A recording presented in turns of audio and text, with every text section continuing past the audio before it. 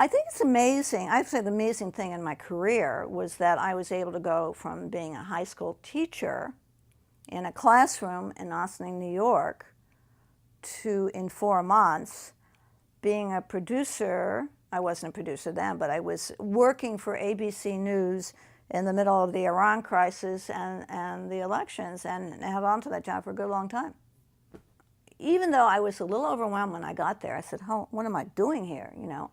I knew that I knew things a lot of other people didn't know. In fact, this is ridiculous, but I was called the Iran expert. I wasn't the Iran expert. I was just a little ahead of everybody else because I wanted to keep my job.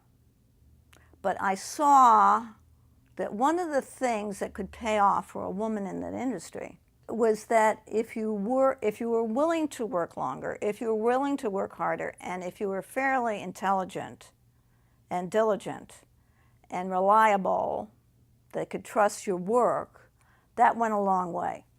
It really did. Then after a while, they didn't start seeing gender as much.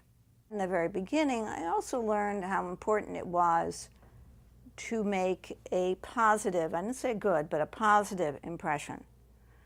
So when I came in there and I'm dealing with, you know, guys in the military, and this is before any enlightenment, who are not used to women, you have to be very matter of fact and very nice. Don't be coy, never flirt, be right down the line. And then they, you know, they start modeling after you. That's what I learned, okay? Some of that I learned in college. Certainly what helped me a lot in journalism was that I learned in the study of history how important sources were. And that translates very, very directly, really, into journalism. You know, it's very important to double source, triple source if you can, everything, and to make sure those sources are authentic. You're only as good as your sources, really. All the rest is just writing.